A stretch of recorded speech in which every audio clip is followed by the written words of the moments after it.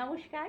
পর্দার ওপারে যে বয়োজ্যেষ্ঠরা রয়েছেন তাদের সকলকে আভূমি প্রণাম।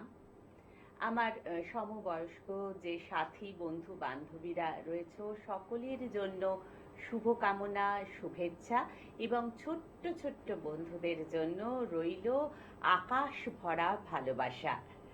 যেখানে বারবার আমরা মাঝি সকলকে মানবতার এবং ভালোবাসার বন্ধনে, তাই যে সেই অনুষ্ঠান সত্যের সন্ধানে। আর এই যে জীবনে সত্যিকারের সত্যটা প্রতিষ্ঠা করা এবং সত্যটা এমন সুন্দর করে স্পষ্ট করে বলা, সেটার জন্য বোধহয় আলাদা রকমের একটা ব্যক্তিত্ব থাকতে হয়। আর যেখানে জ্যোতিষশাস্ত্রবিদরা বা তন্ত্র সাধকরা হয়তো অনেকটাই ভবিষ্যৎ দ্রষ্টা হন। শুধু ভবিষ্যৎ কেন, অতীতকে দেখে বর্তমানকে বিচার করে ভবিষ্যৎকেও যে তারা এত সুন্দর করে একটা আলোকপাত করতে পারেন, অবশ্যই তারা যারা এই শাস্ত্রটা নিয়ে সঠিকভাবে অধ্যয়ন করেছেন। আর সে নানা রকমের বিষয় নিয়েই তো আমরা এই সত্যের সন্ধানে অনুষ্ঠান করি, কারণ তার প্রাণ পুরুষ অবশ্যই থাকেন, বলছি তার কথা। তবে যেখানে বিভিন্ন বিষয়ের মধ্যে একটা বোধহয় খুব গুরুত্বপূর্ণ বিষয়, যা জীবনকে আমার খুব কাছের একজন প্রথিতযশা ব্যক্তিত্ব বলেছিলেন, যে একটা জীবন কেমন যাবে সেটা দুটো জিনিসের উপর নির্ভর করে। এক হচ্ছে যে তার যে জীবনে কি ধরনের বিষয়কে নিয়ে তিনি ব্যবসা বা চাকরি মানে কি করবেন সেটা, এবং আরেকটা হচ্ছে বিবাহ। তো এই যে বিবাহ, যে সেই শুভ বিবাহের বন্ধন, অনেক সময় দেখা যায় যে আমরা হয়তো মানে বয়সটা হয়ে যাচ্ছে, ঠিক মতন সাথী পাচ্ছি না। আবার দেখা যায় যে হ্যাঁ হয়তো বিবাহটা হলো, কিন্তু সেক্ষেত্রে প্রথম দিকে একটু ভালো থাকলেও পরের দিকে ঠিক সেরকম ভাবে নিজেদের মধ্যে বনিবনা হচ্ছে না। আলটিমেটলি দেখা গেল হয়তো সেপারেশন, ডিভোর্স বা মনোমালিন্য সবকিছু। তো এইগুলোর জায়গায় আমরা কি আগের থেকে যদি একটু বুঝতে পারি, জানতে পারি, প্রিকশনটা কি নিতে পারি? হ্যাঁ, আজকে এমন শুভ দিনে কিন্তু শুভ বিবাহ বন্ধন, শুভ বিবাহ, সে বিষয়েই আমরা আলোকপাত করব। আর যিনি বারবার আলোকিত করেন আমাদের, যার পুঙ্খানুপুঙ্খ বিশ্লেষণ, যার ডেডিকেশন, ডিটারমিনেশন এই শাস্ত্র সম্পর্কে, এই জ্যোতিষ শাস্ত্র সম্পর্কে সেই জ্যোতির আলোয় আলোকিত করে, তিনি আর কেউ নন, জ্যোতিষ জগতে আলোড়ন সৃষ্টিকারী জ্যোতিষ ও তন্ত্র সাধক, বিজ্ঞান মনস্ক সেই ব্যক্তিত্ব, আর কেউ নন, স্বর্ণ মুকুট, স্বর্ণ পদক জয়ী শ্রী অরবিন্দ শাস্ত্রী। আন্তরিকভাবে আমরা স্বাগত জানাই তাকে। নমস্কার। সত্যি আমাদের জীবনের মেন অধ্যায় হচ্ছে আমরা একটা প্রফেশনের মধ্যে যে যেমন ভাবে থাকুক, সেই প্রফেশনটা তো তার জন্য সুটেবল কিনা সেটা খুব ইম্পর্টেন্ট। এর সাথে সাথে যেটা খুব গুরুত্বপূর্ণ হয়ে যায়, আমাদের বেশিরভাগ জীবনের বেশিরভাগ অংশটাই কিন্তু আমরা বিবাহ বন্ধনে আবদ্ধ হওয়ার পর কিন্তু আমাদের লাইফস্টাইলগুলো সেইভাবে শুরু হয়। তো এখানে কিন্তু খুব গুরুত্বপূর্ণ দুটো পয়েন্ট আমি তুলে ধরব, যেটা অনেক ক্ষেত্রেই দেখা গেছে যে এই বিষয়গুলো নিয়ে আমরা কিছুটা হয়তো টাচ করি, আবার কিছুটা অ্যাভয়েড করে যাই। তো বিবাহ এক্স্যাক্টলি আমাদের মানব জীবনে কিন্তু প্রত্যেকের ক্ষেত্রে তিনটে করে যোগ থাকে। আচ্ছা, এইবার কারো কারো ক্ষেত্রে প্রথম যোগে বিবাহ হয়, কারো ক্ষেত্রে দ্বিতীয় যোগটা হয়, কারো ক্ষেত্রে তৃতীয় যোগে হয়। এগুলো আমি আসবো অবশ্যই, যতটা পারবো মানে আলোচনাটা ডিপলি নিয়ে যাওয়ার। কিন্তু তার আগে যে আমাদের কলার বন্ধু এসে গেছেন, তাই অবশ্যই একটু কথা বলে নিতে হবে তার সঙ্গে। নমস্কার, কার সঙ্গে কথা বলছি? নমস্কার, আমি অজয় ঘোষ বলছি, পান্ডুয়া থেকে বলছি। আচ্ছা, আপনি কি নিজের সম্পর্কে জানতে চাইছেন? আমি আমার সম্বন্ধে জানতে চাইছি। আমি আচ্ছা, তাহলে অবশ্যই জন্মের তারিখ, সময়, স্থানটা একটু আমরা জানবো। হ্যাঁ, 1 জানুয়ারি 1985 রাত্রি 7:30 হুগলিতে জন্ম আমার। বাহ, স্মার্ট প্রেজেন্টেশন, ভেরি সন্ধ্যা গুড। 7:30, তাই তো? হ্যাঁ। আর হচ্ছে জন্মস্থানটা আরেকবার বলুন। স্যার জন্মটা হলো আমার হুগলিতে, পান্ডুয়াতে জন্ম, পান্ডুয়া। 7:30 রাত্রি। হুম, আহ, আচ্ছা, অজয়বাবু বললেন তো? হ্যাঁ স্যার। হুম। হ্যাঁ। আচ্ছা, আপনার এখানে যেটা পাচ্ছি আমি, মঙ্গলবার জন্ম ছিল আপনার, মেষ রাশি, কর্কট লগ্ন, অশ্বিনী নক্ষত্র, দেবগণ। মেষ রাশি, কর্কট লগ্ন, অশ্বিনী নক্ষত্র, দেবগণ। তো এখানে দেখুন, আপনার অমনি রাশিচক্র জন্ম ছক যেটা দেখাচ্ছে সেটা কিন্তু আপনার জন্য অনেকটাই ফেভারে, বা লাইফে যেগুলো যা এক্সপেক্ট করেছেন সেগুলো অনেকটাই আপনি কিন্তু কভার করেছেন দেখাচ্ছে। কিন্তু হলো একটা যে জিনিস এখানে, আমি একটু শুধু আমার সাথে আপনি শেয়ার করুন, যেটা হচ্ছে কি আপনার বৈবাহিক জীবন কেমন কাটছে? আচ্ছা, বিবাহটা নিয়ে আমার প্রশ্ন ছিল, আমার বিয়েটা হচ্ছে না, কবে না হতে পারে, এটা আমি একটুখানি জানতে চাইছি আপনার কাছে। কারণ এখানে কোশ্চেন চিহ্ন দেখিয়ে দিয়েছে অলরেডি। কারণ এই যে আমরা শুরুটাই করেছিলাম যে বিবাহ কারো ক্ষেত্রে প্রথম এতে হয়, কারো ক্ষেত্রে দ্বিতীয়, কারো ক্ষেত্রে আপনার কিন্তু দুটো ফেজ চলে গেছে অলরেডি, আচ্ছা। Last phase. এবং একটা গুড নিউজ, কারণ আপনিও কলে এসেছেন, কারণ এই ডেটটা আপনি একটু মেনশন করে রাখুন, কারণ জ্যোতিষশাস্ত্র সময় নির্দেশ করাটাই হচ্ছে জ্যোতিষশাস্ত্রের মেন কাজ। সেটা আপনার জন্য 2026 সাল অ্যাপ্রোপ্রিয়েট ভাবে কিন্তু ম্যারেজের বছর। এবং যদি বলেন কোন কি মাস থেকে স্টার্ট হচ্ছে, অলরেডি স্টার্টিং হয়ে গেছে, হয়ে গেছে না, জুন মাস থেকে স্টার্টিং হবে, সেটা কিন্তু ডিসেম্বর মাস পর্যন্ত অলরেডি যুক্ত আছে। তো আপনার মাঙ্গলিক দোষ আছে, এটা কাটিয়েছিলেন? না স্যার, কাটাইনি, আমি বাবুদের ইমিডিয়েট কাটাতে হবে। কারণ আমি যেটা বলছি শুনুন, কারণ লাস্ট ফেজ মানে এই যোগটাকে টোটালি ভাবে কিন্তু আপনার কন্ট্রোলে আনতে হবে, আর আসবেও তাই। কারণ যে কম্বিনেশন থাকলে গোচরের সাথে আপনার রাশিচক্র বা জন্মছকের যে কম্বিনেশন থাকলে এবং যে দশা আপনাকে ম্যারেজ করাবে, সেই পারমিশনগুলো টোটালি কিন্তু আপনার ফেভারে দেখাচ্ছে। যার যে কমপ্লিকেশনটা আছে এটা কাটান, অবশ্যই ম্যারেজের কিন্তু হবে।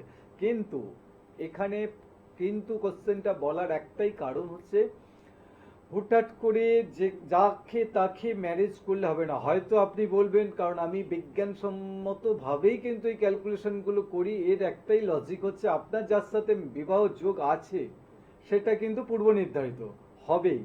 কিন্তু দেখা গেছে কি যে অনেক ক্ষেত্রেই একাধিক ম্যারেজ কারো ক্ষেত্রে হয়, কারো ক্ষেত্রে মানে 3 বার পর্যন্ত ম্যারেজ হয়, সেগুলো বিভিন্ন রকম প্রেক্ষাতে হয়।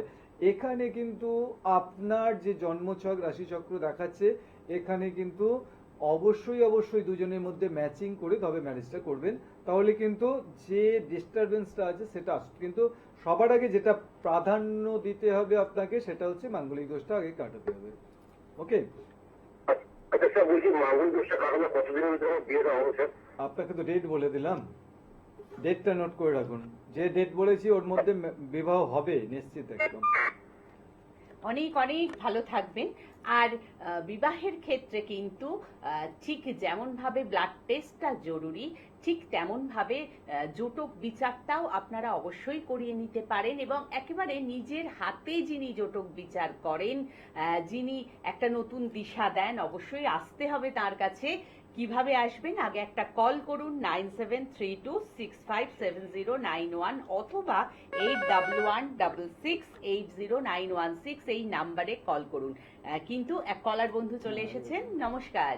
নমস্কার, হ্যাঁ, নবদ্বীপের ওখান থেকে বলছি। আমার নাম সম্বন্ধে একটু জানতে চাই। আচ্ছা, তাহলে তার নামটা একটু জানবো, জন্মের তারিখ, সময়, স্থানটা জানবো।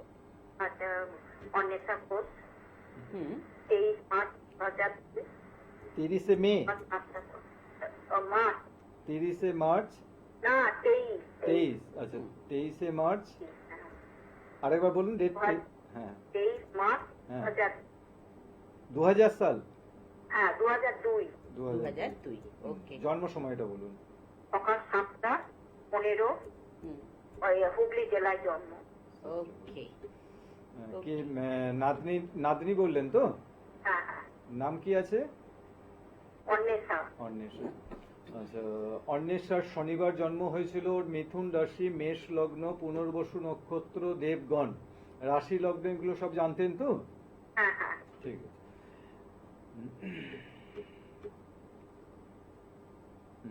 এক সেকেন্ড ধরুন, আমি সবটা রেডি করে নিয়েছি। হ্যাঁ, আচ্ছা, অন্বেষার ক্ষেত্রে এই যে বিবাহ সংক্রান্ত বিষয় নিয়ে আলোচনা করছি, এরও কিন্তু মাঙ্গলিক দোষ আছে। মাঙ্গলিক দোষটা কাটিয়েছেন আপনারা? না কাটাইনি, আগে চাকরিটার জন্য হ্যাঁ, দেখুন চেষ্টা। দুটো কোশ্চেনই দেখিয়েছে।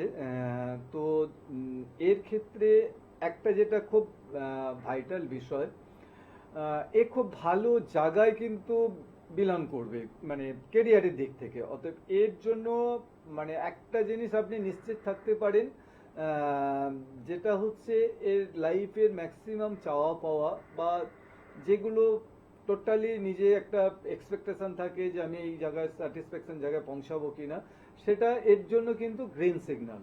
তবে একটা কিন্তু প্রতিবন্ধকতা দেখাচ্ছে, যেটা হচ্ছে কি যে জীবনের অনেকগুলো জায়গা বলতে এই কারণেই বলছি আমি, মুভমেন্ট খুব ফ্রেশ হয়ে যাবে, সুন্দর থাকবে, হঠাৎ করে কোনো রকম অবস্ট্যাকেল তৈরি হবে। অর্থাৎ সেটার জন্য যে যে নেগেটিভ যোগগুলো তৈরি হয়েছে, সেই যোগগুলো একটু কাটাতে হবে, তাহলে কিন্তু লাইফের বাকি দিকগুলো অতটা কিন্তু নেগেটিভ আসবে না। আর যেটা বলতে চাইছি যে চাকরিটা কবে হবে, এটা আপনার কোশ্চেন আছে তো? এর ক্ষেত্রে 2026 সেপ্টেম্বর থেকে কিন্তু খুব পজিটিভ যোগ। 2026 সেপ্টেম্বর থেকে ভীষণ পজিটিভ যোগ। এই যোগে কিন্তু মানে বলা যেতে পারে 90% ওর জন্য কিন্তু সুখবর আসবে। ওটা কি সরকারি ক্ষেত্রে হবে? দেখুন, আমি জব হবে বলেছি, এটা কিন্তু অনেক ক্ষেত্রেই দেখা গেছে কি যে ভালো সেক্টরে জব, অতএব এটা নির্দেশ করেছে। এখন সরকারি বা আন্ডারটেকিং বা এসবগুলো নিয়ে কিন্তু এত তাড়াতাড়ি আপনাকে আমি প্রেডিকশন দিতে পারবো না। এর জন্য কিন্তু কয়েকটা নিখুঁত চক্র দেখতে হয়, তবেই কিন্তু সঠিকভাবে কিন্তু আপনাকে আমি প্রেডিকশনটা দিতে পারি। জব হবে এটা কনফার্মেশন, এবং যে সময়টা বলেছি ওটা ওর জন্য একদম অ্যাপ্রোপ্রিয়েট সময়। হ্যাঁ, ঠিক এই কারণে কিন্তু আসতে হবে। যারা বাস্তু পরীক্ষা করাতে চান তাদের জন্য সোমবার এবং মঙ্গলবার শেলালপুর মা আনন্দময়ী শান্তি আশ্রম, অর্থাৎ শাস্ত্রীজির নিজ গৃহে, যেখানে নিত্য পূজার সঙ্গে সঙ্গে একটি অসামান্য বাৎসরিক উৎসব হয়। সেই উৎসবে যেমন থাকে রক্তদান উৎসব, ঠিক তেমন থাকে যাত্রা উৎসব এবং নানা ধরনের সাংস্কৃতিক উৎসব। উৎসব মানেই তো মিলনের মেলা। আর আমাদের মিলিত করেন যিনি, একটু সঙ্গে থাকুন প্লিজ। প্রতি বুধবারে আমরা তাকে পাই কতুলপুর ঘাটালে, বৃহস্পতিবারে তারকেশ্বর, শুক্রবারে আরামবাগে, শনিবার হাওড়া ময়দান কলকাতা এবং রবিবারে কামারকুণ্ডু ও ডানকুনিতে। আরেক বন্ধু চলে এসেছেন, নমস্কার। হ্যাঁ নমস্কার। হ্যাঁ, তার সঙ্গে কথা বলছি। আমার প্রণাম। হ্যাঁ, নমস্কার। আর আমি হাওড়া জেলার ইটাপুর থেকে বলছি, তুষারকান্তি দাস। ওকে, আপনি কি নিজের সম্পর্কেই জানতে চাইছেন? না, ছেলের জন্য জানতে চাইছি। ছেলের নাম সৌমাল্য দাস। ওকে, সৌমাল্য, তাহলে জন্মের তারিখ, সময়, স্থানটা একটু জানবো। জন্মের তারিখ হচ্ছে 11/9/2003। 2003? হ্যাঁ 2003। জন্ম সময়টা বলুন। বেলা 12:30। ওকে, আর জন্মস্থান উলুবেড়িয়া আছে। মানে হাওড়া ওকে, district। হাওড়া, হ্যাঁ, উলুবেড়িয়া। একদম। ছেলের নামটা আরেকবার বলুন তো। সৌমাল্য দাস। সৌমাল্য। সৌমাল্য দাস। হ্যাঁ, এখানে যেটা আমি পাচ্ছি, সৌমাল্যর আপনার বৃহস্পতিবার জন্ম হয়েছিল। ওর কুম্ভ রাশি, মিথুন লগ্ন, পূর্ব ভাদ্রপদ নক্ষত্র, নরগণ। কুম্ভ রাশি, মিথুন লগ্ন, পূর্ব ভাদ্রপদ নক্ষত্র, নরগণ। হ্যাঁ, আচ্ছা, সৌমাল্য ওর জন্য এখন যে সময়টা চলছে, ওকে আরো বেশি একটু অ্যাগ্রেসিভ হতে হবে, কারণ ও জবের জন্য চেষ্টা করছে তো। হ্যাঁ বলো। বলছি জবের জন্য কিছু চেষ্টা করছে? হ্যাঁ অলরেডি একটা জব করছে, তাই দেখুন এখানে তার মানে স্যাটিসফ্যাকশন দেখাচ্ছে না এখন যেটা করছে, তো এর কিন্তু বেটার অপশন অলরেডি একটা দিয়ে দিয়েছে যোগ। এই সময়ের মধ্যে এর কিন্তু 1 সেকেন্ড শুধু ধরুন, আমি ডেটটা একদম পারফেক্ট ডেটটা বলে দিচ্ছি, তারপর থেকে কিন্তু এর লাইফের অনেকটা বেটার পজিশন তৈরি হবে। আর এই তৈরিটা কিন্তু জন্য আরেকটু ওকে খাটতে হবে, কারণ যে ও এফার্টটা দিচ্ছে। আচ্ছা, ও 23 সালে অক্টোবরের পর কোনো জব পেয়েছিল? হ্যাঁ হ্যাঁ হ্যাঁ হ্যাঁ। আর দেখুন এইবার যেটা বেটার অপশন দেখাচ্ছে, হ্যাঁ এই 2026 জুন মাস থেকে কিন্তু জব চেঞ্জের একটা কিন্তু প্রবণতা আছে, এবং সেটা কিন্তু ওর লাইফের জন্য বেটার হবে। ও এখানটা কিন্তু ওর জন্য কিন্তু গ্রিন সিগন্যাল।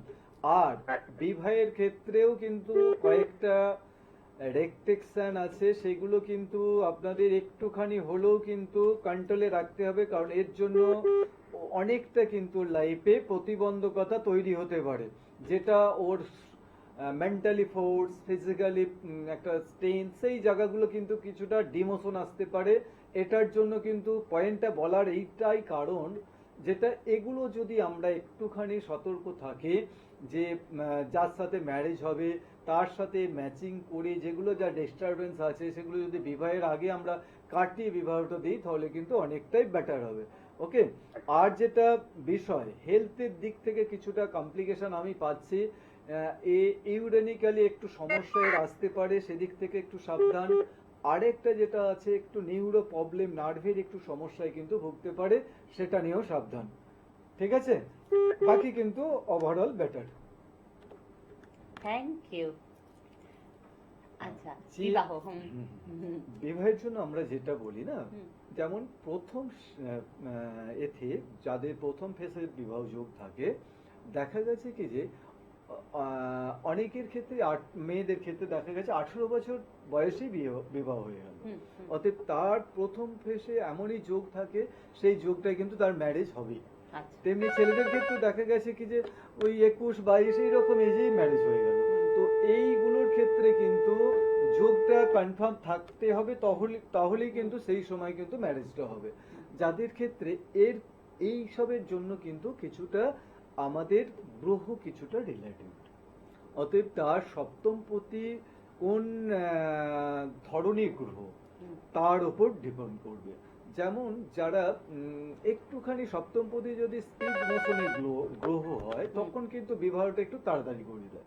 আবার যদি স্লো মোশনের গ্রহ হয় বা সপ্তমপতি রাশিচক্রে বক্রী অবস্থায় আছে, তাদের ক্ষেত্রেও কিন্তু বিবাহটা কিন্তু দেরিতে হয়।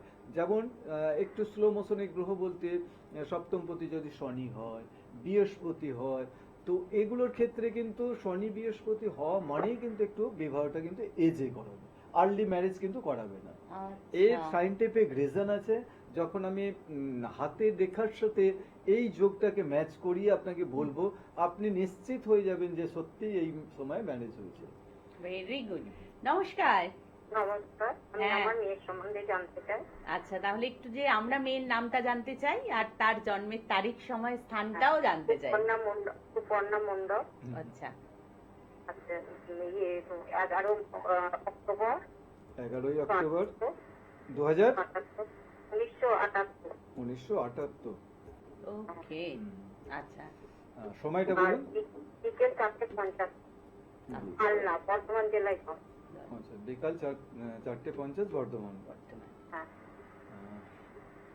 মেয়ের নামটা আরেকবার বলুন তো। সুপর্ণা। সুপর্ণা। আচ্ছা, সুপর্ণার এখানে বুধবারে জন্ম দেখাচ্ছে।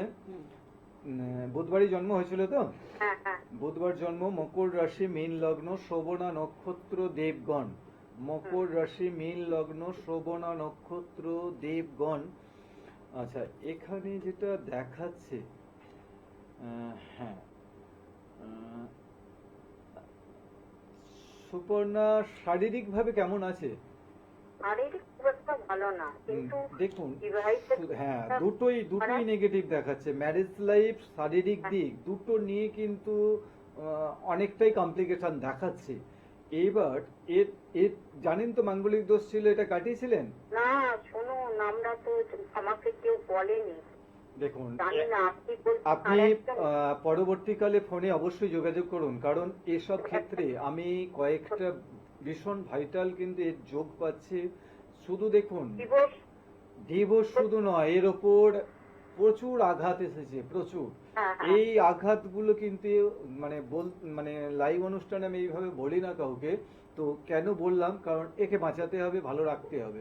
কারণ এই যে সমস্যাগুলো আমি পাচ্ছি, এই ধরনের সমস্যা আমার থাকলে আমিও ভালো থাকবো না, আপনার না। থাকলে আপনিও ভালো থাকবেন না, যার থাকবে। পাবে, চেক করেছে একটু, হ্যাঁ বলুন। চেকটা করেছে, পাবে কি 1 বছর হলো।